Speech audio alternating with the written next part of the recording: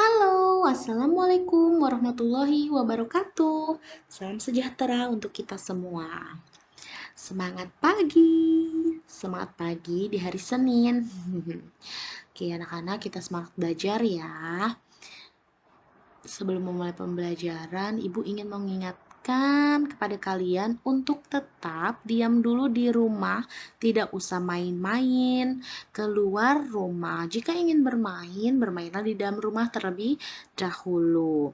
Karena yang kalian tahu nih, di lingkungan kita, di wilayah kita banyak yang terkena virus COVID-19 itu. Oleh karena itu, untuk mengurangi virus tersebut, kita tetap berdiam diri dulu di rumah, menjaga kebersihan diri.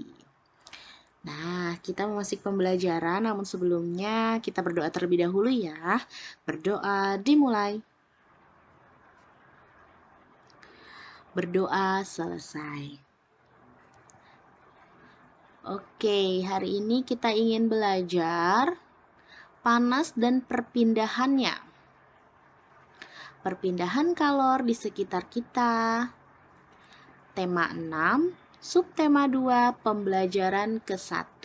Sebelum memulai ke materinya, siapkan buku tulis dan alat tulisnya karena tugas kalian hari ini adalah merangkum dari apa yang Ibu jelaskan. Oke?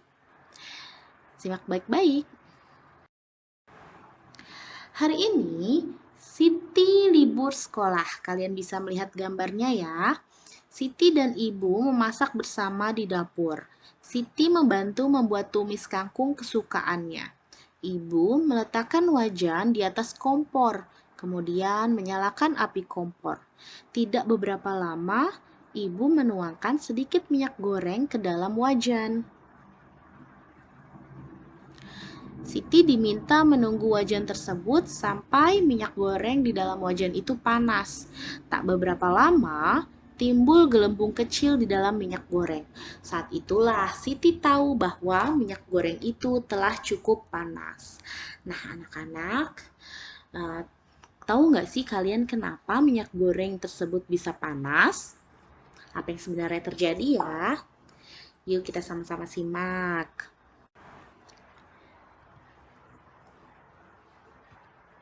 Tahukah kamu mengapa api kompor dapat memanaskan air dalam panci sehingga sayuran yang ada di dalamnya menjadi matang? Ketika kamu memasak sayuran, panas dari api kompor berpindah ke dalam panci. Kemudian, panas tersebut berpindah ke dalam air sehingga air menjadi panas dan sayuran yang ada di dalamnya menjadi matang. Nah, peristiwa ini membuktikan bahwa panas dapat berpindah.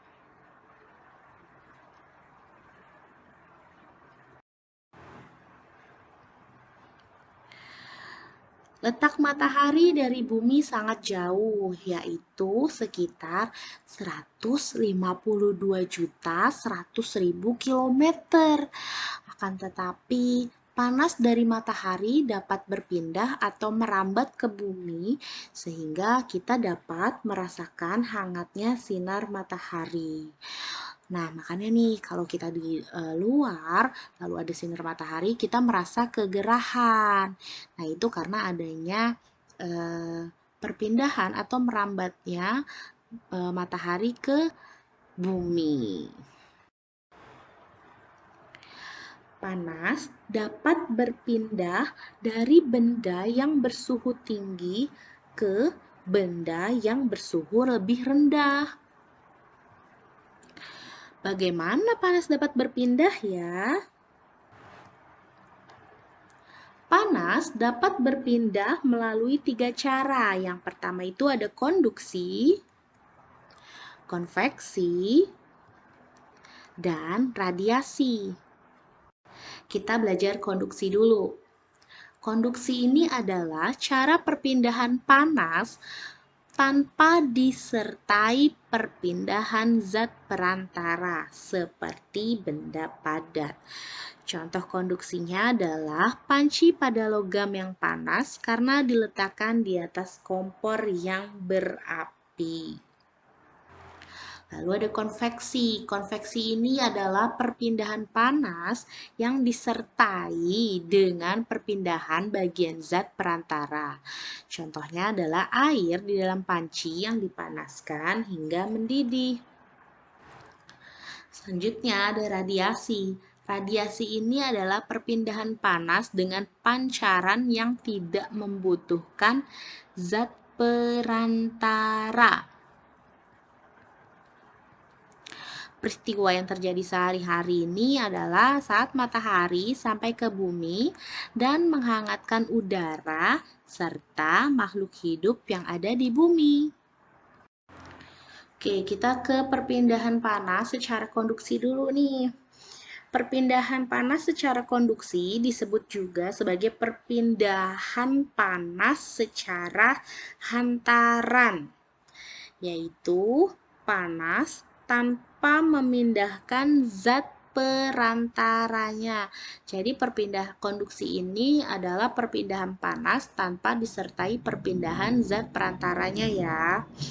Lalu pada peristiwa perpindahan panas secara konduksi, yang berpindah itu hanya energi kalornya saja.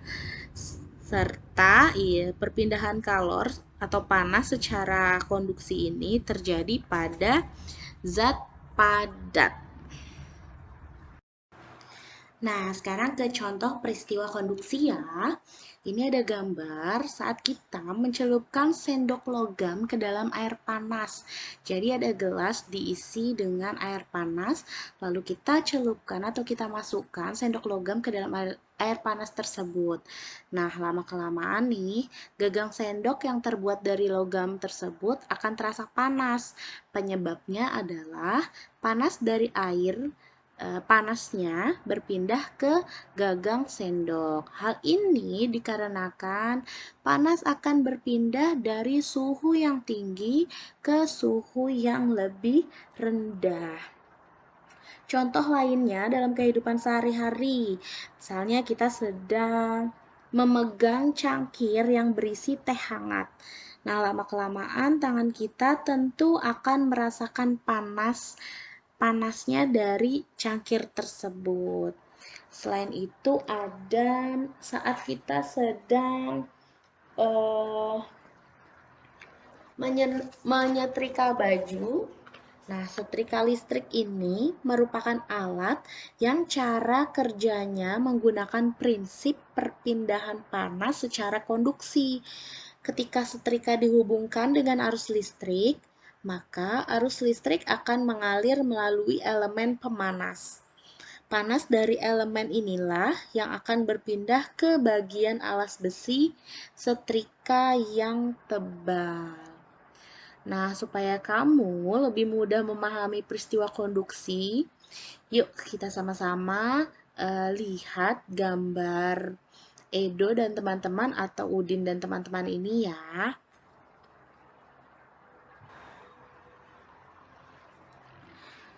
Peristiwa konduksi ini dapat diumpamakan dengan kegiatan memindahkan buku secara estafet yang dilakukan oleh kamu dan teman-temanmu. Buku yang dipindahkan secara estafet kita umpamakan sebagai kalor, dan orang-orang yang memindahkannya sebagai zat perantaranya.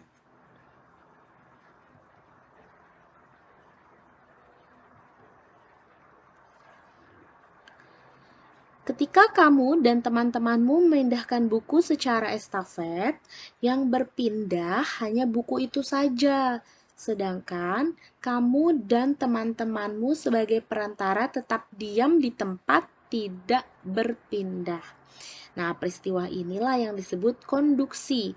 Jadi, hanya kalor atau panasnya saja yang berpindah, namun zat perantaranya itu tetap. Oke, mengerti ya anak-anak? Terima kasih untuk pembelajaran hari ini yang sudah mendengarkan dan menuliskan rangkumannya, tugasnya menuliskan rangkuman dari materi yang Ibu jelaskan di video. Jangan lupa foto kegiatan dan tugasmu. Bye-bye, salam sehat selalu dan semangat melakukan pembelajaran di rumah.